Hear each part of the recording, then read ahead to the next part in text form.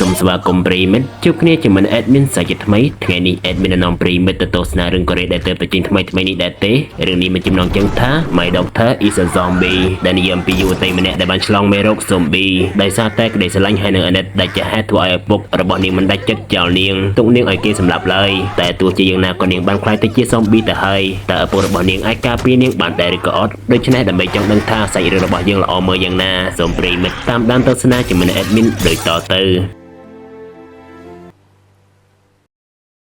ៅចាប់ផ្ដើមជត់ចាក់ដំបងបង្ហាញពីប្រុសម្នាក់មានឈ្មោះថាលីចុងវ៉ានគេបានជិះម៉ូតូត្រឡប់មកផ្ទះរបស់គេមើលទៅគេដូចជាមានអារម្មណ៍រីករាយមែនទែនឆ្មារបស់គេបានមកទទួលគេមើលទៅវាគួរឲ្យស្រឡាញ់មែនទែនបន្តមកនៅពេលដែលគេបានបើកទ្វារក៏បានឃើញថាកូនស្រីរបស់គេកំពុងតែមើលទូរទស្សន៍គឺគេផ្សាយព័ត៌មានអំពី Zombie បន្តមកនៅពេលដែលចុងវ៉ានបានសួរស៊ូអាកូនស្រីរបស់គេថាតើកូនកំពុងតែធ្វើសមាធិមែនទេនាងបានងាកមកតាមពិតនាងបានខ្លាចទៅជា Zombie ទៅហើយបន្តមកនៅពេលដែលចុងវ៉ានចង់យកអាហារឲ្យនាងចង់ស្ទុះទៅខាំគេក៏ប៉ុន្តែត្រូវបានគេទប់ទល់បន្តមកគេបាននិយាយក្នុងចិត្តម្នាក់ឯងថាកូនស្រីរបស់ខ្ញុំគឺជា Zombie នាងគឺជា Zombie ចុងក្រោយដែលសល់នៅលើโลกនេះត្រឡប់ទៅមើលរឿងរ៉ាវកាលពីអតីតកាលវិញចុងបានថតវីដេអូ vlog នៅក្នុងសួនសត្វគេគឺជាបុគ្គលិកនៅក្នុងសួនសត្វគេបានថតនិយាយអំពីខ្លាមួយដែលមានឈ្មោះថាថេរាំងដែលជាខ្លាដែលគេបានមើលថែរៀងរាល់ថ្ងៃបន្តមកនៅពេលដែលគេបានមកដល់ទ្រង់របស់ថេរាំងគេបាននិយាយប្រាប់ព្រីមិត្តរបស់គេថាគេនឹងធ្វើឲ្យថេរាំងរំតាមគេបន្តមកគេក៏បានរំហើយបានប្រាប់ឲ្យថេរាំងរំដែរក៏ប៉ុន្តែមើលទៅខ្លានេះមិនចេះស្ដាប់គេនិយាយឡើយតែនៅពេលដែលខ្លានោះបានថយក្រោយដោយគេបាននិយាយថាមើលចុះថេរាំងរំហើយរីឯស៊ូអាវិញនាងបានចាក់បទចម្រៀងរបស់តារាចម្រៀងបូអាហើយបានច្រៀងរំតាមយ៉ាងសប្បាយចិត្តក៏ប៉ុន្តែនាងភ្ញាក់មែនទែនដោយសារតែប៉ារបស់នាងបានបើកទ្វារមកដែលមិនបានគោះទ្វារសោះតែប៉ារបស់នាងបានសរសើរថាកូនធ្វើបានល្អណាស់តែកូនត្រូវចងចាំនៅ3ចំណុចដែលប៉ាបានប្រាប់ដែលមានដូចជាចង្វាក់ភាពស្វាហាប់ហើយនឹងខ្លួនឯងក៏ប៉ុន្តែនៅពេលនោះនាងបានប្រាប់ឲ្យប៉ារបស់នាងចេញទៅវិញដែលបានប្រាប់ឲ្យគេមើលអ្វីដែលនាងបានសរសេរនៅលើទ្វារក៏ប៉ុន្តែប៉ារបស់នាងមិនចង់ចេញសោះហើយបាននិយាយប្រាប់នាងថាបូអាគឺជាតារាចម្រៀងដែលប៉ាចូលចិត្តដែលជាហេតុធ្វើឲ្យនាងឆ្ងល់ហើយបានសួរថាក្រែងប៉ាចូលចិត្ត Michael Jackson មែនទេតែពេលនេះហេតុអីក៏ប៉ាជប់រំហើយតែចុងវ៉ាន់បានតបថាប៉ាមិនបានជប់រំឡើយគឺវានៅក្នុងចិត្តរបស់ប៉ាបន្តមកចុងវ៉ាន់ក៏បានរំបាត់របស់បូអាហើយប្រាប់ឲ្យស៊ូអាមើលក៏ប៉ុន្តែនៅតែត្រូវស៊ូអាដេញឲ្យចេញក្រៅដដែលបន្តមកចុងវ៉ាន់បាននិយាយទៅឆ្មារបស់គេដែលមានឈ្មោះថាអេយ៉ុងថាក៏មើលទៅរទស្សន៍ច្រើនពេកហើយមិនក៏កន្ថេជើងបែបហ្នឹងតែតាមពិតវាកំពុងតែមើលញីស្អាតសោះមើលចុះសិចស៊ីមែនតែនបន្តមកក៏ស្រាប់តែទូរទស្សន៍បានផ្សាយព័ត៌មានអំពីការរីករាលដាលនៃមេរោគ Zombie មេរោគមួយនេះគឺពិតជាកាចសាហាវមែនទែនដែលរដ្ឋាភិបាលមិនទាន់បានដឹងថាជាមេរោគអ្វីនៅឡើយទេលោកក្រោយមកចុងវ៉ាន់បានរៀបចំពិធីខួបកំណត់ឲ្យស៊ូអាដោយមានការខលវីដេអូជាមួយនឹងយាយរបស់នាងទៀតផងនៅពេលដែលស៊ូអាបានផ្លុំទៀនរួចចុងវ៉ាន់បានសួរទៅម្ដាយរបស់គេថាតាម៉ែបានផឹកស្រាទៀតហើយមែនទេក៏ប៉ុន្តែគាត់បានបដិសេធហើយនិយាយថាយើងចំណាស់នេះហើយនៅផឹកស្រាអីទៀតតាមពិតគឺគាត់កំពុងតែជុំគ្នាផឹកស្រាពិតមែនដែលជាហេតុធ្វើឲ្យចុងវ៉ាន់ហួសចិត្តបន្តមកគាត់ក៏បានលាស៊ូអានៅពេលនោះស៊ូអាបាននិយាយប្រាប់ប៉ារបស់នាងថាខ្ញុំពិតជានឹកលោកយាយមែនទែននៅពេលនោះប៉ារបស់នាងបានប្រាប់នាងថាស៊ូអាចង់បានកាដូពីប៉ាសុំពីប៉ាឲ្យល្អបន្តិចទៅនាងក៏បានសុំធ្វើឡើងខ្ជូតក៏ប៉ុន្តែប៉ារបស់នាងនៅតែមិនពេញចិត្តដែលជាហេតុធ្វើឲ្យនាងមិនសប្បាយចិត្តហើយនិយាយថាកុំប្រាប់ណាថាប៉ាឲ្យកាដូជាសម្បត្តិទៅលេងសួនកំសាន្តដូចឆ្នាំមុនទៀតហើយម្យ៉ាងវិញទៀតកុំដាក់នំជូរ៉ូសនៅលើតុក៏កំណត់ទៀតខ្ញុំមិនចូលចិត្តសោះឬដូច្នោះចុងបាននិយាយថាអត់ចាំទេឬថាកូនធ្លាប់យំទាចង់ញ៉ាំនោះនាងក៏បានតបថាអត់ចាំហើយបានសួររកកាដូក៏ប៉ុន្តែប៉ារបស់នាងបានតបថាអត់ចាំដូចគ្នានាងក៏បានចាក់ក្លេកប៉ារបស់នាងចុងវ៉ាន់ក៏បានប្រាប់ថានៅក្រោមសាឡុងបន្តមកនាងក៏បានទៅរកមើលនៅក្រោមសាឡុងហើយបានឃើញកាដូនោះពិតមែនធ្វើឲ្យនាងសប្បាយចិត្តមែនទែនដែលនោះគឺជាការត្រជាពេលនោះដែលក៏ស្រាប់តែនាងបានលឺសំឡេងមនុស្សស្រែកហើយបានហៅប៉ារបស់នាងមកមើលនៅពេលដែលបានឃើញហើយធ្វើឲ្យពួកគេឆ្ងល់មែនទែនថាមនុស្សទាំងពីរនាក់នោះកំពុងតែឆ្លោះគ្នាឬក៏យ៉ាងណាតែមើលទៅស្ទាយនេះដូចជាចម្លែកមែនទែនលើកជើងផងអីផងនៅពេលដែលឃើញថាស្ត្រីម្នាក់នោះខំកបរិសម្នាក់នោះធ្វើឲ្យពួកគេភ័យមែនទែនពួកគេក៏បានពួនស្ត្រីនោះបានដើរសម្ដៅមកហើយបានបុកកញ្ចក់ដែលបានឃើញឆ្មារបស់ពួកគេចុងបានយកឆ្មានោះពួនក៏ប៉ុន្តែស្ត្រីម្នាក់នោះបានបោកក្បាលនឹងកញ្ចក់ឡើងប្រេះឃើញដូច្នោះចុងវ៉ាន់ក៏បានប្រាប់ឲ្យស៊ូអាចូលទៅខាងក្នុងជាមួយនឹងអេយ៉ុងកញ្ចក់ក៏បានបែកចុងវ៉ាន់ក៏បានស្ដីបន្ទោសឲ្យស្ត្រីម្នាក់នោះថានឹងប្តឹងប៉ូលីសតែស្ត្រីម្នាក់នោះបានស្ទុះមកគេក៏បានគៀបគាត់ដោយសឡុងហើយរត់ចូលទៅខាងក្នុងពេលនោះស៊ូអាបានប្រាប់ប៉ារបស់នាងអំពីមេរោគ Zombie នោះនៅពេលដែលបានឃើញហើយធ្វើឲ្យគេមានការភ្ញាក់ផ្អើលមែនទែនឃើញហើយចុងវ៉ាន់ក៏បាននាំស៊ូអាទៅរកប៉ូលីសក៏ប៉ុន្តែនៅពេលដែលពួកគេបានចេញមកបែរជាបានឃើញថាពេលនេះអ្នកជិតខាងរបស់ពួកគេបានខ្លាយទៅជា Zombie អស់ហើយ សំបីតែលោកយាយចាស់ហើយក៏អញ្ចឹងសំបីតែឆ្កែក៏មិនលើកលែងដែរមើលចុះនៅពេលដែលខទៅព្លីមិនកើតស្រាប់តែចុងវ៉ានបាននឹកឃើញម្ដាយរបស់គេថាទីនោះប្រហែលជាមិនអីទេមើលទៅក៏ប៉ុន្តែពួកយើងទៅយ៉ាងម៉េចទៅនៅពេលដែលពួកគេកំពុងតែពិភាក្សាគ្នាក៏ស្រាប់តែសំប៊ីទាំងនោះបានដាក់សម្ដៅមករកពួកគេធ្វើឲ្យពួកគេភ័យមែនទែនពេលនោះស៊ូអាក៏បានស្រែកដាក់សំប៊ីដែលបានសម្ដែងធ្វើជាសំប៊ីដែរធ្វើឲ្យសំប៊ីទាំងនោះកៀងតែម្ដងគេដូច្នោះប៉ារបស់នាងក៏បានធ្វើតាមនាងស្រែកដូចនាងផងដែរដែលកិច្ចដៃកិច្ចជើងនៅពេលដែលពួកគេដើរទៅមុខបានបន្តិចក៏ស្រាប់តែសំប៊ីទាំងអស់នោះបានដេញតាមពួកគេក៏បញ្ញាប់រត់ក៏ប៉ុន្តែពេលនោះស៊ូអាបានដួលដែលជាហេតុធ្វើឲ្យចុងវ៉ានព្រៀបរំមែនទែនពេលនោះលោកយាយម្នាក់នោះបានមកខំស៊ូអាក៏ប៉ុន្តែចុងវ៉ានបានយកដៃពាំងដែលជាហេតុធ្វើឲ្យគាត់បានខំដៃរបស់គេតែតាមពិតថ្មីរបស់គាត់គឺជាថ្មីខ្លាំងៗសោះអត់មុតដៃគេឡើយពួកគេក៏បញ្ញាប់រត់ទៅទៀតហើយបានពួននៅកន្លែងមួយបន្តមកចុងវ៉ានបានប្រាប់ស៊ូអាថាកូននៅទីនេះហើយប៉ានឹងទៅយកឡានក៏ប៉ុន្តែស៊ូអាមិនចង់ឲ្យប៉ារបស់នាងទៅឡើយដោយសារតែព្រៀបរំចុងវ៉ានបានតបថាមិនអីទេប៉ានឹងត្រឡប់មកវិញដោយមានជីវិតរស់ស៊ូអាបានតបថាកុំនិយាយបែបហ្នឹងមនុស្សដែលនិយាយបែបហ្នឹងតែងតែស្លាប់មុនពិតមែនទេស្ដោះវិញបន្តមកគេក៏បានធ្វើដំណើរទៅតែម្ដងហើយបានយកបន្ទះជ័រមួយដើម្បីការពារខ្លួនពីស៊ុំប៊ីហើយគេក៏បានចូលទៅក្នុងឡានដោយសុវត្ថិភាពគណៈពេលដែលស៊ុំប៊ីបានមកចោមរំឡានរបស់គេបន្តមកគេបានបើកទៅរកស៊ូអាក៏បញ្ញាប់ចូលមកក្នុងឡានហើយពួកគេបានបើកឡានចេញទៅដោយសប្បាយចិត្តតែមើលទៅស៊ូអាដូចជាមិនស្រួលខ្លួនសោះហើយបានលាក់ដៃរបស់នាងឃើញហើយចុងបានសុំមើលក៏បានឃើញថាតាមពិតស៊ូអាត្រូវបានស៊ុំប៊ីខំបាត់ទៅហើយគណៈពេលដែលស៊ូអាកំពុងតែរងចាំប៉ារបស់នាងស្រាប់តែមានក្មេងស៊ុំប៊ីម្នាក់បានមកខំនាងពីក្រោយស៊ូអាបានសួរទៅប៉ារបស់នាងថាប៉ាតែខ្ញុំនឹងខ្លាចទៅជាស៊ុំប៊ីមែនទេប៉ារបស់នាងបានឆ្លើយតាំងពីបាក់ចិត្តថាមិនអាចឡើយខំតែបន្តិចសោះហ្នឹងឬដូច្នោះហើយធ្វើឲ្យស៊ូអាធូរចិត្តវិញនៅពេលនោះដែរក៏ស្រាប់តែរាងកាយរបស់ស៊ូអាចាប់ផ្ដើមឡើងសរសៃខ្មៅហើយរសេះរសោះដែលជាហេតុធ្វើឲ្យប៉ារបស់នាងព្រៀបរំមែនទែនបន្តមកនាងបានសន្លប់ពេលដែលនាងបានបើកភ្នែកមកវិញពេលនេះនាងបានខ្លាចជាស៊ុំប៊ីហើយនាងបានស្ទុះខំប៉ារបស់នាងដែលជាហេតុធ្វើឲ្យឡានរេចង្កូតបន្តមកចុងបានទប់ទល់ជាមួយនឹងស៊ូអាហើយបញ្ញាប់ទៅកៅអីក្រោយហើយបានប្លែងខ្សែក្បាត់ដែលជាហេតុធ្វើឲ្យបោកក្បាលស៊ូអាជាមួយនឹងឡានធ្វើឲ្យនាងស្ងាត់វិញលុះយប់ឡើងនៅពេលដែលលោកយាយរបស់ស៊ូអាត្រឡប់មកផ្ទះវិញគាត់បានឃើញឡានកូនរបស់គាត់ធ្វើឲ្យគាត់ភ្ញាក់ផ្អើលមែនទែនព្រោះតែមកមិនប្រាប់គាត់សោះបន្តមកនៅពេលដែលគាត់បានជួបចុងវ៉ានគាត់បានសួររកស៊ូអាដែលជាហេតុធ្វើឲ្យគេស្ទើរស្ទើរមិនដឹងថាត្រូវប្រាប់ម្ដាយរបស់គេបែបណាឡើយគេបានប្រាប់ថានាងមិនស្រួលខ្លួនដែលជាហេតុធ្វើឲ្យគាត់ព្រៀបរំពីនាងមែនទែនហើយក៏បញ្ញាប់ទៅមើលចៅរបស់គាត់ក៏ប៉ុន្តែនៅពេលដែលគាត់បានចូលមកដល់បាជាបានឃើញថាពេលនេះស៊ូអាបានរុះរើរបស់ខ្ទេចខ្ទីអស់ពេលនេះធ្វើឲ្យគាត់ខឹងវិញហើយបានស្ដីបន្ទោសឲ្យស៊ូអាពេលនោះដែលស៊ូអាចង់ស្ទុះមកខំគាត់ក៏ប៉ុន្តែគាត់បានប្រើក្បាច់គុណរបស់គាត់វាយស៊ូអាឡើងដួលតែម្ដងសន្លប់ឈឹងលុះក្រោយមកគាត់បានយំទៅវិញដោយសារតែនិតចៅរបស់គាត់ដែលបានខ្លាយទៅជាស៊ុំប៊ីហើយបានសុំទោសស៊ូអាដែលគាត់បានវាយនាងពេលនេះស៊ូអាត្រូវបានចាប់ចងហើយពាក់ម៉ាស់ទៀតព្រោះតែខ្លាចនាងខំគេឯងបន្ទាប់មកពួកគាត់បានមើលព័ត៌មានដើម្បីរកដំណោះស្រាយពេលនេះរដ្ឋាភិបាលកំពុងតែស្វែងរកដំណោះស្រាយដើម្បីទប់ស្កាត់ការឆ្លងរាលដាលរោគមួយនេះបន្ទាប់ពីបានមើលព័ត៌មានហើយចុងបាននាំស៊ូអាទៅមន្ទីរពេទ្យមួយដើម្បីឲ្យគេព្យាបាលនាងក៏ប៉ុន្តែគេបានចូលទៅម្នាក់ឯងសិនតែនៅពេលដែលគេបានចូលមកបានឃើញមានអ្នករបួសដោយសារតែក្មេងប្រុសស៊ុំប៊ីខំហើយមានទាហានមកទៀតពេលដែលក្មេងប្រុសម្នាក់នោះបានខំដែររបស់គេទាហានក៏បានបាញ់ក្មេងប្រុសម្នាក់នោះធ្វើឲ្យគ្រប់គ្នាផិតភ័យមែនទែនពីព្រោះតែរដ្ឋាភិបាលគ្មានជំរឿសឡើយមានតែសម្រាប់អ្នកដែលបានឆ្លងតែប៉ុណ្ណោះរីឯម្ដាយរបស់ចុងបានវិញគណៈពេលដែលគាត់បានខលប្រាប់មិត្តភក្តិរបស់គាត់អំពីស៊ូអាដែលបានឆ្លងមេរោគស៊ុំប៊ីក៏ប៉ុន្តែមិត្តភក្តិរបស់គាត់បែរជាស្ដាប់មិនបានដោយសារតែតិចថ្លង់ស្រាប់តែចុងបានយកទូរស័ព្ទពីគាត់ហើយបាននិយាយប្រាប់គាត់ថាកុំប្រាប់អ្នកណាថាស៊ូអាឆ្លងមេរោគនេះតែគាត់បែរជាសួរគេថាចុះពួកគេនោះយើងអាចប្រាប់បានដែរអត់ដែលបានសម្លឹងមើលទៅទូរទស្សន៍លោកក្រែមកចុងបានបែរជាទៅជីករណ្ដៅដើម្បីកប់ស៊ូអាទៅវិញដោយសារតែសំណួរម្ដាយរបស់គេបានសួរមុននេះធ្វើឲ្យម្ដាយរបស់គេព្រៀបអារម្មណ៍ឲ្យខាត់គេក៏ប៉ុន្តែគេមិនស្ដាប់ហើយនិយាយប្រាប់គាត់ថាបើសិនជាពួកគេដឹងថាស៊ូអាឆ្លងមេរោគនេះពួកគេនឹងបាច់សម្លាប់ស៊ូអាជាមិនខានដូច្នេះខ្ញុំគួរតែសម្លាប់នាងខ្លួនឯងទៅល្អបន្តមកនៅពេលដែលគេចង់វាយសម្លាប់កូនរបស់គេក៏ស្រាប់តែគេបាននឹកឃើញនៅពេលដែលកូនរបស់គេបានហៅគេថាប៉ាធ្វើឲ្យគេមិនដាច់ចិត្តវាយនាងសោះហើយបានវាយដីទៅវិញពេលនេះគេពិតជាមានអារម្មណ៍ពិបាកចិត្តមែនទែនហើយបានយំអបកូនហើយសុំទោសកូនក៏ស្រាប់តែម្ដាយរបស់គេបានវាយក្បាលគេហើយនឹងស៊ូអាហើយប្រាប់ថាឲ្យថយចេញគាត់បានយកប៉ែលមកចង់វាយស៊ូអាដែលជាហេតុធ្វើឲ្យចុងបានព្រៀបរំមែនទែនហើយគាត់គណៈពេលដែលចុងបានកំពុងតែខាត់ម្ដាយរបស់គេស៊ូអាបានរើរហូតដល់របូតខ្សែតែពួកគេមិនដឹងសោះអេយ៉ងក៏បានស្រែកទៅពួកគេដឹងបន្តមកពួកគេក៏បញ្ញាប់តាមរកស៊ូអាដែលក្តីព្រៀបរំតែម្ដងពិតជាវិវរជាមិនខានបើសិនជារកនេះមិនឃើញក៏ស្រាប់តែចុងបាននឹកឃើញកន្លែងមួយហើយក៏បញ្ញាប់ទៅទីនោះតែម្ដងបន្តមកនៅពេលដែលចុងបានបើកទ្វារក៏បានឃើញថាស៊ូអាពិតជានៅទីនេះពិតមែនដែលជាហេតុធ្វើឲ្យគេភ្ញាក់ផ្អើលមែនទែនហើយបាននិយាយថាតាមពិតស៊ូអានៅរស់ទេឬដូច្នោះធ្វើឲ្យម្ដាយរបស់គេឆ្ងល់មែនទែនពេលនោះចុងបានប្រាប់គាត់ថា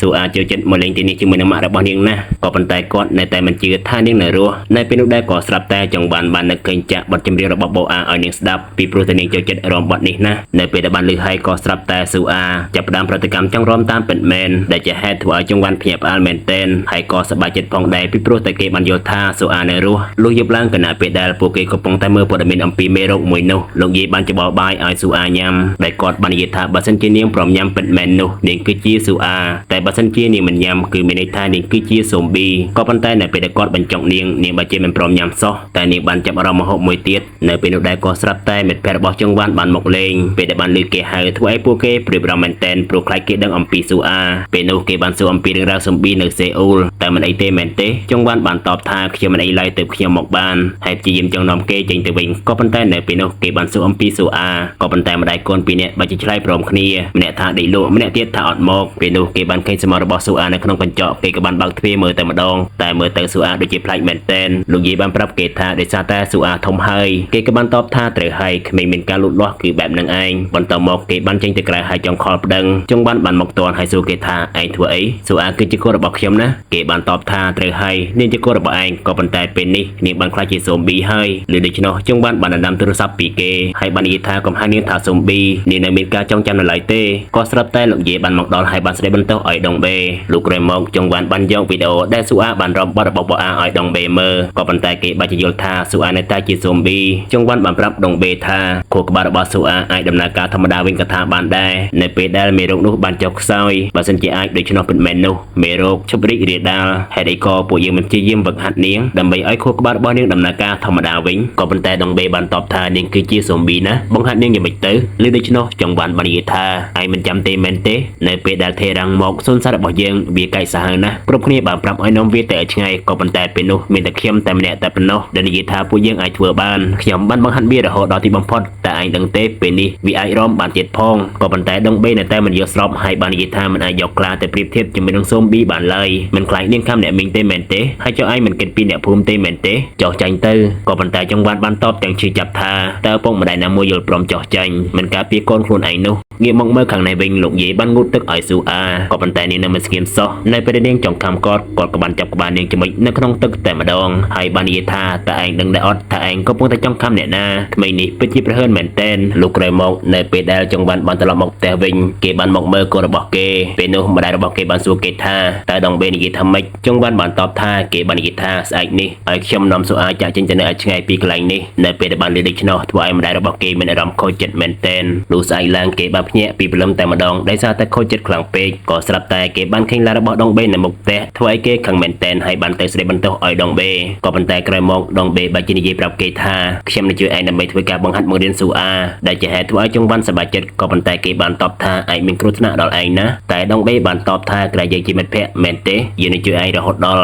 រដ្ឋាភិបាលឲ្យស្វែងរកថ្នាំព្យាបាលបានឬដូច្នោះចង្វាន់ក៏បានអរគុណដងបេលោកក្រោយមកពួកគេបានជិះទូកធ្វើដំណើរទៅកោះមួយដែលគ្មានមនុស្សរស់នៅសោះដើម្បីធ្វើការបង្ហាត់បង្រៀនស៊ូអាបន្តមកពួកគេបានធ្វើការបង្ហាត់បង្រៀនក៏ប៉ុន្តែមើលទៅស៊ូអានៅតែកាចហើយចង់ខំនៅពេលនោះដែរនាងបានដេញខំដងបេដែលជាហេតុធ្វើឲ្យគេរត់ទាំងផិតភ័យតែម្ដងលុះយប់ឡើងនៅពេលដែលមកដល់ផ្ទះចង្វាន់បានបង្រៀននាងទៀតដោយឲ្យនាងព្រិចភ្នែកនៅពេលនាងបានព្រិចធ្វើឲ្យគេសប្បាយចិត្តមែនតែនហើយបានប្រាប់ម្ដាយរបស់គេក៏ប៉ុន្តែនៅពេលនោះនាងចង់ខំប៉ារបស់នាងទៀតហើយក៏ប៉ុន្តែគេបានផ្លុំកញ្ចែដែលជាហេតុធ្វើឲ្យនាងជប់វិញតែតាមពិតគឺនាងខ្លាចលោកយាយនៅខាងក្រៅសោះខ្លាចត្រូវលោកយាយវាយក្បាលទៀតស្អែកឡើងពួកគេបានហាត់នៅលើកោះទៀតគឺហាត់ប្រាណម្ដងថ្ងៃនេះនៅពេលដែលពួកគេបានធ្វើចលនាកស៊ូអាបានធ្វើតាមពួកគេនៅពេលដែលបានឃើញហើយធ្វើឲ្យចង្វាន់មានការភ្ញាក់ផ្អើលមែនតែនហើយបានថតរូបរបស់ស៊ូអាទុកធ្វើជាកំណត់ហេតុលោកក្រោយមកពួកគេបានមើលព័ត៌មានគេបានផ្សាយថាពេលនេះចំនួននៃការឆ្លងគឺបានធ្លាក់ចុះច្រើនមែនតែនហើយរដ្ឋនឹងផ្ដល់រង្វាន់ចំពោះអ្នកដែលបានរាយការណ៍ថាកន្លែងណាមានការឆ្លងមេរោគនេះទៀតក្រោយមកពួកគេបានធ្វើការបង្ហាត់បង្រៀនស៊ូអាទៀតក៏បានឃើញថានៅពេលនេះមានការរីកចម្រើនច្រើនមែនតែននៅថ្ងៃមួយនៅពេលដែលចង្វាន់បានត្រឡប់មកពីក្រៅគេបានធ្វើការសាកល្បងឲ្យស៊ូអាខំគេដំបងឡើយនាងចង់ខំក៏ប៉ុន្តែក្រោយមកនាងបែរជាមិនខំវិញគេដូច្នោះធ្វើឲ្យចង្វាន់សប្បាយចិត្តមែនតែនហើយបាននិយាយទៅកូនរបស់គេថាកូនធ្វើបានល្អណាស់លោកក្រោយមកគេបានមករៀនស៊ូអាទៀតឲ្យហៅគេថាប៉ាស៊ូអាព្យាយាមហៅដែរក៏ប៉ុន្តែបែរជាធ្វើមិនបាននៅពេលនោះដែរលោកយាយបានប្រាប់ស៊ូអាឲ្យហៅគាត់ថាលោកយាយស៊ូអាបានព្យាយាមទៀតក៏ប៉ុន្តែនៅតែធ្វើមិនបានរីឯលោកបងឆ្មានេះវិញបានហៅលោកយាយយ៉ាងពីរោះតែម្ដងពេលនោះដែរចង្វាន់បាននិយាយថាមិនអីទេស៊ូអាប្រកាសជាអាចហៅលោកប៉ាហើយលោកយាយបាននៅថ្ងៃណាមួយជាមិនខានក៏ស្រាប់តែលោកយាយបានឃើញវីដេអូផ្សព្វផ្សាយអំពីគ្រឿងសម្អាងលោកយាយបានប្រាប់ចង្វាន់ថាឲ្យគេទៅម៉ាត់ដើម្បីទិញគ្រឿងសម្អាងផាត់មុខឲ្យស៊ូអាពីព្រោះមើលទៅពេលនេះនាងលែងចង់ខំគេទៀតហើយផាត់មុខឲ្យនាងដើម្បីកុំឲ្យគេឃើញសរសៃហើយនាំនាងដើរលេងបន្តមកគេក៏បានទៅពិតមែនគណៈពេលដែល អ្នកលោកកំពុងតែទៅរៀបចំគ្រឿងសម្អាងឲ្យគេក៏ស្រាប់តែគេបានឃើញសិស្សពីរនាក់ហើយអ្នកគ្រូរបស់គេដែលអ្នកគ្រូម្នាក់នោះគឺជាអតីតសង្សាររបស់ចង្វាននោះឯងនាងមានឈ្មោះថាយុនវ៉ាគេក៏បញ្ញាប់ពួនតែម្ដងក៏ប៉ុន្តែនាងបានឃើញគេបាត់ទៅហើយបន្តមកនៅពេលដែលអ្នកលោកបានយកគ្រឿងសម្អាងឲ្យគេក៏ស្រាប់តែនាងបានជល់មកលុះក្រោយមកនាងក៏បានបើកឡានជូនគេត្រឡប់ទៅផ្ទះវិញគណៈពេលនោះចង្វានបានសួរទៅនាងថាតែនាងបានផ្លាស់ប្ដូរមកទីនេះហើយមែនទេដែលជាហេតុអ្វីនាងឆ្ងល់មែនតែនដែលគេមិនបានដឹងសោះហើយបានប្រាប់គេថានៅពេលនេះនាងបានមករៀននៅវិទ្យាល័យនៅទីនេះហើយនាងបានសួរទៅគេថាសប្តាហ៍នេះតើលោកបាននៅជាមួយនឹងម្ដាយរបស់លោកមែនទេគេបានតបថាត្រូវហើយខ្ញុំនៅជាមួយនឹងគាត់ឆ្មាមួយហើយនឹងកូនស្រីរបស់ខ្ញុំលើដូច្នោះធ្វើឲ្យនាងភ្ញាក់ផ្អើលមែនតែនហើយសួរគេថាតើលោកបានរៀបការហើយមែនទេតើកូនស្រីរបស់លោកអាយុប៉ុន្មានហើយគេបានតបថា15ឆ្នាំហើយនៅពេលនោះនាងបានសួរគេជាច្រើនទៀតដែលជាហេតុអ្វីគេកៀងតែម្ដងមិនអាចឆ្លើយបានបន្តមកគេក៏បានសុំនាងចុះនៅទីនេះតែម្ដងដែលមិនអាចប្រកែកបាននាងក៏ព្រមឲ្យគេចុះលុះយប់ឡើងគេបានមកពឹងជាមួយនឹងដងបេក៏ប៉ុន្តែនៅពេលនោះក៏ស្រាប់តែយុនវ៉ាបានមកដែរធ្វើឲ្យគេភ្ញាក់ផ្អើលមែនតែនបន្តមកយុនវ៉ាបាននិយាយទៅគេថាយើងនិយាយគ្នាដោយបើកចំហទៅលោកបានលែងលះហើយកូនស្រីរបស់លោកនាងមានបញ្ហាគួរក្បាលហើយលោកមិនបានបញ្ជូននាងទៅសាលារៀនបន្តមកនាងក៏បានសុំឲ្យគេបញ្ជូនស៊ូអាទៅសាលារៀនពីព្រោះតែពេលនេះបន្ទប់ដែលនាងបានមករៀននោះគឺមានតែសិស្ស3នាក់តែប៉ុណ្ណោះគឺនាងអាចមើលការខុសត្រូវបានក៏ប៉ុន្តែគេបានតបថាមិនអីឡើយស៊ូអាអាចរៀននៅក្នុងផ្ទះបាន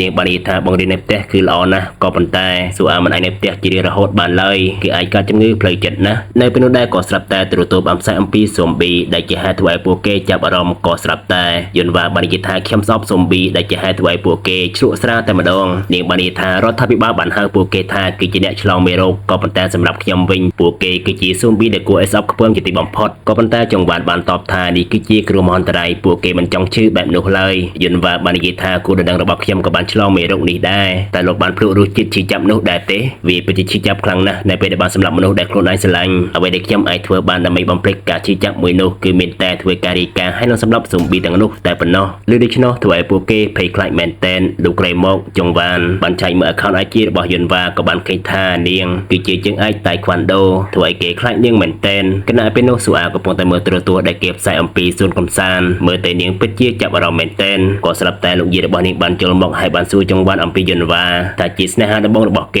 ធ្វើឲ្យគេមិនសប្បាយចិត្តហើយសួរគាត់ថាហេតុអីក៏និយាយបែបហ្នឹងគាត់ក៏បានឆ្លើយតបថាគេដោយសារតែវាបានចាប់ផ្ដើមតាំងពីឯងនៅតូចនោះអីហើយក៏បាននិយាយអំពីរឿងរ៉ាវជាច្រើនដែលជាអនុស្សាវរីយ៍របស់គេជាមួយនឹងយុនវ៉ាដែលជាហេតុធ្វើឲ្យគេអៀនតែម្ដងលុះស្អែកឡើងគណៈពេលដែលគេបានធ្វើដំណើរទៅផ្ទះរបស់គេដើម្បីយកកៅអៅរបស់ស៊ូអាក៏ស្រាប់តែគេបានឃើញការតវ៉ារបស់ប្រជាជនដែលរដ្ឋាភិបាលបានសម្លាប់អ្នកដែលបានឆ្លងដែលជាសមាជិកគ្រួសាររបស់ពួកគេនៅពេលដែលគេបានមកដល់ផ្ទះស្រាប់តែគេបានឃើញប្រអប់មួយនៅក្នុងនោះគឺមានសៀវភៅកំណត់ហេតុរបស់ស៊ូអានៅពេលដែលគេចង់បើកមើលសៀវភៅនោះក៏ស្រាប់តែស៊ូអាបានមកដល់ហើយបានថាឲ្យគេបានបើកវាមើលឲ្យមែនទេក៏ប៉ុន្តែចង្វានបានតបថាអត់ទេពេលនោះស៊ូអាបានសួរទៅគេថាប៉ាបានធ្វើការហត់ណាស់គឺដើម្បីខ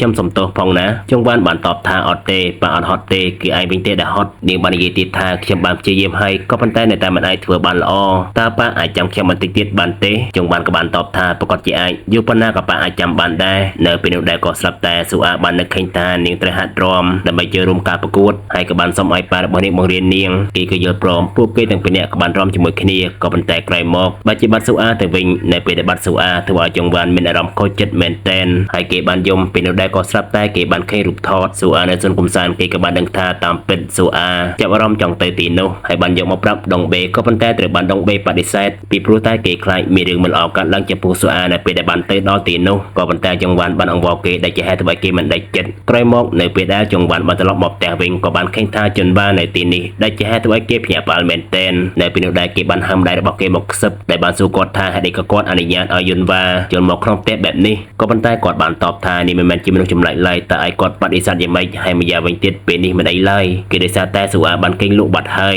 យក៏ស្រាប់តែស៊ូអាបានបើកទ្វារចេញមកដែលជាហេតុធ្វើឲ្យពួកគេភ័យមែនតែនយុនវ៉ាចង់ទៅរាក់ទាក់ជាមួយនាងក៏ប៉ុន្តែត្រូវបានចង្វានខាត់ហើយបាននិយាយថាស៊ូអាខ្លាចមនុស្សប្លែកមុខក៏ស្រាប់តែនាងបានឮសំឡេងរបស់ស៊ូអាដែលជាសំឡេងស៊ូមប៊ីដែលជាហេតុធ្វើឲ្យនាងចាប់អារម្មណ៍តែចង្វានបានព្រមកញ្ចែដើម្បីបន្លប់ហើយក៏បាននាំនាងចេញមកក្រៅវិញបន្តមកនៅពេលដែលនាងបានសួរថាតើស៊ូអាកើតអីគេក៏បានស្ដីបន្ទោសនាងថាហេតុអីក៏នាងចូលមកក្នុងផ្ទះរបស់គេដោយគ្មានការអនុញ្ញាតបែបហ្នឹងតែនាងស្រឡាញ់គេមែនទេដែលជាហេតុធ្វើឲ្យនាងហួសចិត្តតែម្ដងបន្តមកគេបាននិយាយថាខ្ញុំសង្ឃឹមថានាងនឹងមិនមកទៀតឡើយដោយខឹងខ្លាំងពេកនាងក៏បានចេញទៅដោយមួយមាត់មួយម៉ាត់តែម្ដងលុះស្អែកឡើងលោកយាយក៏បានតបតែងមកឲ្យស៊ូអាដើម្បីនាំនាងទៅលេងសួនកំសាន្តនៅពេលនោះដែរក៏ស្រាប់តែដងបេបានមកដល់ហើយបានតបតែងខ្លួនជាសដែលជាហេតុធ្វើឲ្យចង្វានមានការភ្ញាក់ផ្អើលមែនទែនហើយស៊ូអាក៏បានតបតែងខ្លួន រួចស្អាតមែនតែនហើយពួកគេក៏បានធ្វើដំណើរទៅតែម្ដងរីឯលោកយាយវិញគាត់បានមកចូលរួមកម្មវិធីប្រជុំប្រចាំភូមិរបស់គាត់ហើយមេភូមិក៏បានប្រកាសថាភូមិនេះទទួលបានប័ណ្ណសរសើរដោយគ្មានអ្នកឆ្លងមេរោគស៊ូមប៊ីដែលជាហេតុធ្វើឲ្យពួកគេសប្បាយរីករាយមែនតែនក៏ប៉ុន្តែនៅពេលដែលមេភូមិនិយាយអំពីស៊ូមប៊ីលោកយាយតែងតែឆ្លក់ដែលជាហេតុធ្វើឲ្យមេភូមិឆ្ងល់មែនតែនហើយបានសួរលោកយាយថាគាត់មិនអីទេមែនទេគាត់ក៏បានតបថាមិនអីឡើយបន្តមកមេភូមិបានសួរទៅគាត់ទៀតថាខ្ញុំបានឮថាលោកយាយមានចៅស្រីម្នាក់មែនទេហេតុអីក៏នាងមិនទៅសាលារៀនលោកយាយបានតបថាគឺដោយសារតែនាងឈឺបន្តមកនៅពេលដែលមេភូមិបានសួរគាត់ថាតើនាងកាត់អីក៏ស្រាប់តែលោកយាយម្នាក់បាននិយាយថាគឺដោយសារតែនាងបានឆ្លងមេរោគស៊ូមប៊ីដែលជាហេតុធ្វើឲ្យលោកយាយមិនសប្បាយចិត្តហើយបានសួរទៅគាត់ថាហេតុអីក៏និយាយបែបហ្នឹងតែលោកយាយម្នាក់នោះដូចជាមនុស្សវង្វេងបន្តមកលោកមេភូមិបាននិយាយជំរុញដើម្បីឲ្យលោកយាយនាំចៅរបស់គាត់ទៅសាលារៀនពីព្រោះតែពេលនេះសាលារៀននៅក្នុងភូមិរបស់យើងមិនសូវមានសិស្សរៀនឡើយឯប្រឈមមុខនឹងការបិទទ្វារដែលជាហេតុធ្វើឲ្យគាត់ពិបាកប្រកាច់មែនតែនក៏ប៉ុន្តែនៅពេលនោះគាត់បាននិយាយថាខ្ញុំទៅមុនហើយក៏បានដើរចេញតែម្ដងស្រាប់តែលោកមេភូមិបានស្រែកថាជប់សិននៅពេលនេះពិធីសំខាន់ទើបតែចាប់ផ្ដើមតែប៉ុណ្ណោះហើយក៏បានចាប់ផ្ដើមពិធីរបស់គាត់នៅពេលនោះតែម្ដងគណៈពេលដែលខាងនេះក៏កំពុងតែនាំស៊ូអាដើរលេងនៅសួនកំសាន្តនៅពេលរាត្រីឲ្យគេគូររូបជាមួយគ្នាលោកយាយណែវិញឡើងច្រៀងបទ To Anyone ឡើងក៏ក្រោកឆាកតែម្ដងនៃកាជេចាឡាកាបន្ទាប់ពីបានកំសាន្តអស់ចិត្តហើយចង្វាន់បានយករូបថតមកបង្ហាញស៊ូអាដើម្បីរំលឹកអនុស្សាវរីយ៍ក៏ប៉ុន្តែនាងនៅតែគ្មានការប្រតិកម្មសោះក៏ស្រាប់តែដងបេបានឃើញព័ត៌មានមួយធ្វើឲ្យគេចាប់អារម្មណ៍មែនតែនហើយប្រាប់ចង្វាន់ដែលនោះគឺជាព័ត៌មាននិយាយអំពីថ្នាំព្យាបាលជំងឺស៊ូមប៊ីនឹងអាចមានដំណឹងល្អឆាប់ចាំនេះឯងដែលជាហេតុធ្វើឲ្យពួកគេសប្បាយចិត្តមែនតែនក៏ប៉ុន្តែនៅពេលដែលចង្វាន់បានងាកមកបើជាបាត់ស៊ូអាដែលជាហេតុធ្វើឲ្យគេភ័យមែនតែនរីឯលោកយាយវិញនៅពេលដែលគាត់បានមកផ្ទះក៏ស្រាប់តែគាត់បានឃើញយន្តវ៉ាអង្គុយនៅមុខផ្ទះហើយមានដាវទៀតធ្វើឲ្យគាត់ភ័យមែនតែនហើយបានសួរនាងថាហេតុអីក៏នាងមកទីនេះនាងក៏បានសួរទៅគាត់វិញថាហេតុអីក៏គាត់មិនប្រាប់នាងឯណាទៅស៊ូមប៊ីនោះបន្តមកនាងបានយករូបថតរបស់ស៊ូអាដែលចង្វាន់បានថតឲ្យគាត់មើលធ្វើឲ្យលោកយាយគាំងតែម្ដងរីឯស៊ូអាវិញនាងបានដើរតាមក្លិននំឈូរ៉ូសហើយបានបុកស្ត្រីម្នាក់នៅពេលដែលស្ត្រីម្នាក់នោះបានឃើញអាការៈរបស់ស៊ូអាធ្វើឲ្យនាងភ្ញាក់ផ្អើលមែនតែនបន្តមកនាងបានមកដល់កន្លែងលក់នំឈូរ៉ូសរួចហើយនាងក៏បានខំយកនំនោះចេញពីដៃរបស់អ្នកលក់ហើយដើរចេញប៉ារបស់នាងបានរកនាងឃើញគណៈពេលដែលអ្នកលក់បានដេញតាមនាងពេលនោះដែលស្រាប់តែស៊ូអាបាននិយាយថាឈូរ៉ូសនៅពេលដែលបានលឺហើយធ្វើឲ្យចង្វាន់សប្បាយចិត្តមែនតែនហើយបានអោបកូនទាំងទឹកភ្នែកតែម្ដងរីឯខាងនេះវិញយន្តវ៉ាន់បានសួរដេញដល់អំពីស៊ូអាថាម្ដាយរបស់នាងណែណាម្ដាយរបស់នាងក៏កាត់ជាស៊ូមប៊ីដែរមែនទេលោកយាយបានតបថាម្ដាយរបស់នាងបានស្លាប់បាត់ហើយដែលជាហេតុធ្វើឲ្យនាងឆ្ងល់ហើយបានសួរគាត់ថាតើម្ដាយរបស់នាងគឺជាកូនរបស់លោកយាយមែនទេហើយចុះចង្វាន់ក៏ប៉ុន្តែលោកយាយបានតបថាចង្វាន់គឺជាកូនរបស់គាត់ឬដូច្នោះធ្វើឲ្យនាងឆ្ងល់ទៀតហើយសួរគាត់ថាតើកូនប្រុសហើយនិងកូនស្រីរបស់លោកយាយរៀបការជាមួយគ្នាមែនទេគាត់បានឆ្លើយថាមិនមែនទេនៅពេលនោះយន្តវ៉ាបានខលទៅប៉ូលីសគាត់បានដណ្ដើមទូរស័ព្ទមកហើយបាននិយាយប្រាប់នាងថាតាមពិតស៊ូអាជាកូនរបស់ចង្អុនកូនស្រីរបស់គាត់មិនមែនជាកូនរបស់ចង្វាន់ឡើយកាលនោះនៅពេលដែលម្ដាយពុករបស់ស៊ូអាបានឆ្លោះគ្នាចង្វាន់បានទៅលួងស៊ូអាព្រោះតែមិនសប្បាយចិត្តនៅពេលដែលពួកគេបានឆ្លោះគ្នាចង្វាន់បានយកស៊ូអាទៅសេអ៊ូលដោយសារតែគេបានធ្វើការនៅទីនោះថ្ងៃមួយដែលជាថ្ងៃខួបកំណើតរបស់ចង្វាន់ដងបេបានខលហៅចង្វាន់ទៅក៏ប៉ុន្តែគេមិនចង់ទៅសោះពីព្រោះតែពេលនេះបងស្រីរបស់គេមិននៅផ្ទះស៊ូអានៅតែម្នាក់ឯងក៏ប៉ុន្តែដងបេបានប្រាប់គេថាយន្តវ៉ាក៏មកដែរបងស្រីរបស់ឯងនៅទៅផ្ទះបន្តិចទៀតនេះឯងដែលជាហេតុធ្វើឲ្យគេមិនអាចប្រកែកបានបន្តមកនៅពេលដែលគេបានមកជប់លៀងខួបកំណើតក៏ស្រាប់តែបងស្រីរបស់គេបានខលមកគណៈពេលនាងកំពុងតែនិយាយទូរស័ព្ទហើយឆ្លងផ្លូវស្រាប់តែឡានបានបុកនាងដែលជាហេតុធ្វើឲ្យនាងបានស្លាប់នៅពេលនោះក្រោយពេលដែលបងស្រីរបស់គេបានស្លាប់ធ្វើឲ្យគេពិបាកចិត្តមែនទែនតាំងពីពេលនោះមកចង្វាន់ក៏សម្រេចចិត្តថាធ្វើជាឪពុករបស់ស៊ូអាយន្តវ៉ាក៏បានសួរលោកយាយអំពីឪពុកបង្កើតរបស់ស៊ូអាគាត់បានប្រាប់ថាគេបានប្រមូលយកប្រាក់ធានារ៉ាប់រងហើយបានទៅយកប្រពន្ធថ្មីបាត់ហើយនៅពេលនោះពួកគេបានត្រឡប់មកវិញហើយបានឃើញយន្តវ៉ានៅទីនេះធ្វើឲ្យពួកគេភ្ញាក់ផ្អើលមែនទែនបន្តមកនាងបានយកដាវឈើចង់ចាត់ការស៊ូអាតែចង្វាន់បានខាត់នាងក៏ប៉ុន្តែនាងមិនស្ដាប់ដែលជាហេតុធ្វើឲ្យត្រូវចង្វាន់ពេលនោះស៊ូអាបានកំហឹមចង្ខំយន្តវ៉ាក៏ប៉ុន្តែចង្វាន់បានខាត់នៅពេលដែលបានឃើញថាស៊ូអាបានស្ដាប់បង្គាប់ចង្វាន់ធ្វើឲ្យយន្តវ៉ាមានការភ្ញាក់ផ្អើលមែនទែនក៏ប៉ុន្តែនាងនៅតែចង់ចាត់ការស៊ូអាដែលជាហេតុធ្វើឲ្យចង្វាន់មិនអាចនៅស្ងៀមបានហើយខាត់នាងនៅពេលនោះលោកយាយក៏បានស្ដីបន្ទោសឲ្យពួកគេឈប់លោកក្រោយមកលោកយាយបាននិយាយអំពីរឿងដែលគាត់បានយល់ព្រមជាមួយនឹងលោកមេភូមិថានាំស៊ូអាទៅសាលារៀនដោយសារតែគាត់ពេលនោះស្វឹងនិយាយមិនបានគិតធ្វើឲ្យចង្វាន់ស្មុគស្មាញមែនទែនហើយបានបន្ទោសម្ដាយរបស់គេពេលនោះយន្តវ៉ាបានសួរទៅចង្វាន់ថាតើស៊ូអាមិនខំគេទេមែនទេចង្វាន់ក៏បានតបថាត្រូវហើយបើសិនជាគេប្រាប់ស៊ូអាមិនឲ្យខំមនុស្សនាងមិនខំមនុស្សឡើយបន្តមកយន្តវ៉ាបាននិយាយថាបើសិនជាដូច្នោះពិតមែននាងអាចទៅសាលារៀនបានហើយបើសិនជានាងចេះគិតខុសពីស៊ូមប៊ីដតីឲ្យនាងទៅសាលារៀនទៅដើម្បីបញ្ជាក់ការពិតថានាងពិតជាមិនខំពិតមែនហើយខ្ញុំនឹងជាលោកក៏ប៉ុន្តែបើសិនជាលោកមិនឲ្យនាងទៅសាលារៀនទេនោះខ្ញុំនឹងខលទៅប៉ូលីសនៅពេលដែលបានលើដូច្នោះចង្វាន់ក៏បានយល់ព្រមជាមួយនឹងនាងតែម្ដងគេបានបន្ថែមថាបើសិនជាស៊ូអាអាចធ្វើបានសូមកុំហៅស៊ូអាថាស៊ូមប៊ីទៀតលុះស្អែកឡើងស៊ូអាបានទៅសាលារៀនយន្តវ៉ាបានណែនាំស៊ូអាឲ្យសិស្សទាំងអស់គ្នាបានស្គាល់ក៏ប៉ុន្តែនាងវិញគិតតែពីសម្លឹងយន្តវ៉ាតែប៉ុណ្ណោះធ្វើឲ្យនាងភ័យតែម្ដងក៏ស្រាប់តែសិស្សប្រុសម្នាក់បានឃើញចង្វាន់នៅខាងក្រៅគេបានប្រាប់យន្តវ៉ានាងក៏បានចេញទៅរកចង្វា វ៉ានគេបានយកកញ្ចែមឲ្យនាងគណៈពេលនោះសាស្ត្រីពីរនាក់នោះបានមករកស៊ូអាដែលបានហៅស៊ូអាថាសេអ៊ូលក៏ប៉ុន្តែស៊ូអាមិនតបដែលជាហេតុធ្វើឲ្យពួកគេមិនសប្បាយចិត្តដោយសារតែស៊ូអាបានឆ្ងល់មកពួកគេបានចាប់មុខរបស់ស៊ូអាស្រាប់តែធ្វើឲ្យពួកគេភ្ញាក់ផ្អើលមែនទែនដោយសារតែភ្នែករបស់នាងឃើញដូច្នោះចុងវ៉ាន់ក៏បានសេរីលែនភ្នែកឲ្យនាងវិញលោកក្រោយមកនៅពេលដែលពួកគេទាំងពីរនាក់បានលេងបាល់ធ្វើឲ្យបាល់ខ្ទាតទៅដល់ស៊ូអាពួកនាងបានប្រាប់ឲ្យស៊ូអាយកបាល់ឲ្យនាងផងស៊ូអាបានយកបាល់ឲ្យពួកនាងក៏ប៉ុន្តែនៅពេលដែលពួកនាងបានមកយកស៊ូអាបានលេងដៃនៅពេលដែលពួកនាងមិនទាន់ចាប់បាល់ផងធ្វើឲ្យជ្រុះធ្វើឲ្យនាងមិនសប្បាយចិត្តសោះនៅពេលនោះពួកនាងក៏បានប្របួនអ្នកគ្រូរបស់នាងឲ្យលេងបាល់ជាមួយនឹងពួកនាងព្រមទាំងស៊ូអាផងដែរតែអ្នកគ្រូរបស់នាងដូចជាមិនចង់ក៏ប៉ុន្តែនាងបានបង្ខំឲ្យបានសួរស៊ូអាបានងក់ក្បាលយល់ព្រមបន្តមកពួកគេបានលេងជាមួយគ្នានៅពេលនោះពួកនាងបានរត់បុកស៊ូអាដែលជាហេតុធ្វើឲ្យនាងដួលធ្វើឲ្យយិនវ៉ាព្រួយបារម្ភមែនទែនបន្តមកពួកគេបានលេងបន្តទៀតគណៈពេលដែលចង្វាន់កំពុងតែលួចមើលស៊ូអាក៏ស្រាប់តែស៊ូអាបានស្រែកប្រាប់ឲ្យអ្នកគ្រូរបស់នាងបោះបាល់មកយិនវ៉ាក៏បានបោះបាល់ទៅ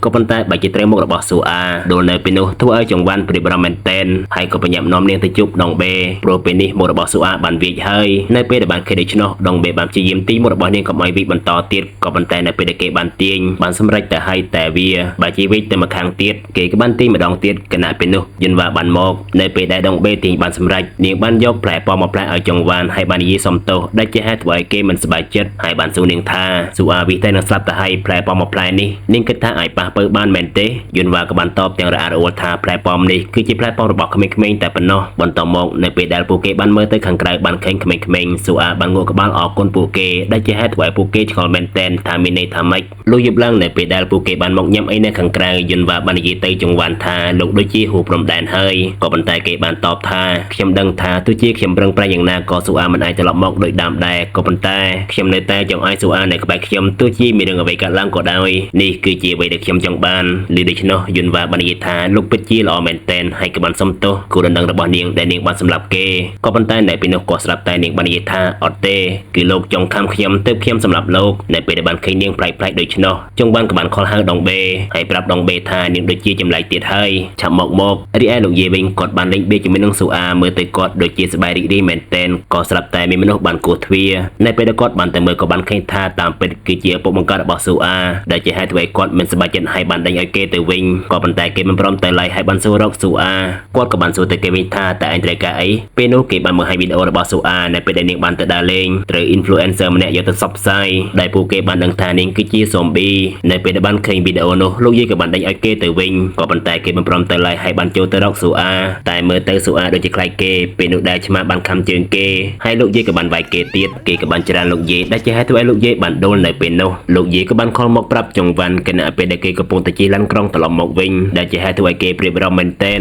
ហើយក៏ប្រញាប់រត់ស្កាត់ឡាននោះក៏ប៉ុន្តែគេបានដូរធ្លាក់ពីលើជម្រាលភ្នំហើយធ្លាក់ទៅដល់ផ្លូវនោះតែម្ដងគណៈពេលដែលឡាននោះបានមកដល់ក៏ប៉ុន្តែឪពុករបស់ស៊ូអាជន់ហ្វ្រាំងតនបន្តមកចង្វាន់បានវាយគេហើយបានជេរស៊ូអានៅពេលនោះដែលឪពុករបស់ស៊ូអាបានវាយចង្វាន់ក៏ប៉ុន្តែចង្វាន់បានចាប់ជើងគេដែលជាហេតុធ្វើឲ្យគេដួលបន្តមកចង្វាន់បាននិយាយទៅគេថាស៊ូអាគឺជាកូនរបស់យើងមិនព្រមឲ្យនាងទៅឯងជាដាច់ខាតឮដូច្នោះធ្វើឲ្យគេហួសចិត្តតែម្ដងហើយគេបាននិយាយថាឯងត្រូវចាំថាគេដោយសារតែឯងទើបចង្អុនស្លាប់បើមិនដូច្នោះទេគ្រួសាររបស់យើងទាំង3នាក់នឹងនៅជុំគ្នាជាមិនខានឮដូច្នោះធ្វើឲ្យចង្វាន់ជឿជាក់មែនទែនហើយបាននិយាយថាបើសិនជាឯងជាមនុស្សល្អពិតមែននោះឯងមិននិយាយបែបនេះឡើយស៊ូអានៅជាមួយនឹងយើងនាងសប្បាយចិត្តខ្លាំងណាស់ក៏ប៉ុន្តែគេបានតបថាបើសិនជាឯងល្អពិតមែននោះឯងមិនធ្វើឲ្យនាងខ្លាចជាស៊ូប៊ីបែបនេះឡើយដែលជាហេតុធ្វើឲ្យចង្វាន់ខឹងមែនទែនហើយបានវាយគេនៅពេលនោះគេបានប្រាប់ឲ្យចង្វាន់ឈប់ហើយគេបាននិយាយថាយើងចែកប្រាក់រង្វាន់ម្នាក់ពាក់កណ្ដាលតែឯងមិនដឹងទេមែនទេនៅពេលដែលឯងបាននាំស៊ូអាទៅសួនកំសាន្តនាងត្រូវបានគេថតផ្សាយល្បីគ្រប់ទិសទីហើយបើសិនជាឯងមិនចង់ជាប់គុកទេនោះឯងត្រូវតែនាំនាងទៅប៉ោះពលីជាមួយយើង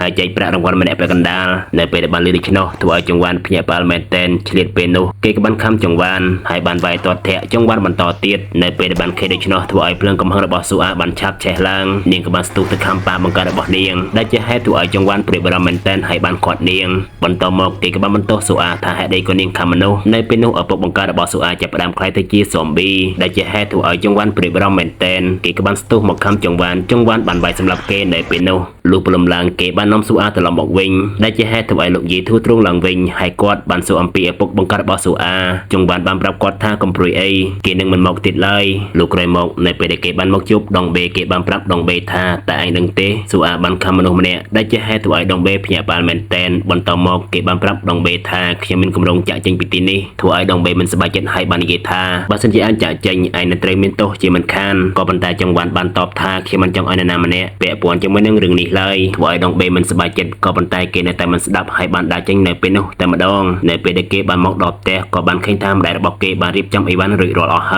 ើយគាត់បានប្រាប់គេថាគាត់បានដឹងអស់ហើយគឺដងបេបានប្រាប់គាត់នឹងទៅជាមួយដែរក៏ប៉ុន្តែគេមិនចង់ឲ្យគាត់ទៅឡើយតែគាត់បាននិយាយថាម៉ែមិនអាចឲ្យឯងទៅតែម្នាក់ឯងបានឡើយនៅពេលនោះឆ្មារបស់ចុងវ៉ាន់បានចូលទៅក្នុងកេះដោយសារតែវាចង់ទៅជាមួយដែរក៏ប៉ុន្តែលោកយាយបានយកវាចេញហើយបាននិយាយថាឯងត្រូវតែនៅជាមួយនឹងយន្តវ៉ាក៏ប៉ុន្តែវានៅតែដើរចូលទៀតគេដូច្នោះចុងវ៉ាន់បាននិយាយថាមើលទៅវាចង់ទៅដែរហើយលុះព្រឹកឡើងនៅពេលដែលគេបានរៀបចំអីវ៉ាន់រួចរាល់អស់គេបានប្រាប់ម្ដាយរបស់គេថាគេមានរបស់ឲ្យយន្តវ៉ាដូច្នេះគេចង់ឲ្យគាត់យកទៅឲ្យនាងគាត់ក៏បានយកព្រមយកឲ្យនាងបន្តមកនៅពេលគាត់បានដើរចេញមកក៏ស្រាប់តែយន្តវ៉ាបានមកដល់ហើយបានហៅគាត់ឡើងឡានតាមពិតគឺចុងវ៉ាន់បានខលប្រាប់នាងឲ្យនាងទៅទិញនំជូរ៉ូសឲ្យគណៈពេលដែលលោកយាយកំពុងតែស្ទាក់ស្ទើរក្នុងការយកសម្បត្តិឲ្យយន្តវ៉ាក៏ស្រាប់តែពួកគេបានឃើញឡានតាហ៊ានបើកសម្ដៅទៅផ្ទះរបស់លោកយាយធ្វើឲ្យគាត់ព្រាយបារម្ភមែនទែនហើយបានប្រាប់ឲ្យយន្តវ៉ាត្រឡប់ទៅវិញហើយដងបេក៏បានឃើញផងដែរគេក៏បញ្ញាប់ទៅទីនោះដោយសារតែខលទៅចុងវ៉ាន់មិនចូលលោកយាយក៏បានបើកសម្បត្តិដែលចុងវ៉ាន់បានឲ្យគាត់យកមកតាមពិតសម្បត្តិនេះគឺគេបានសរសេរលាម្ដាយរបស់គេយន្តវ៉ាហើយនឹងដងបេ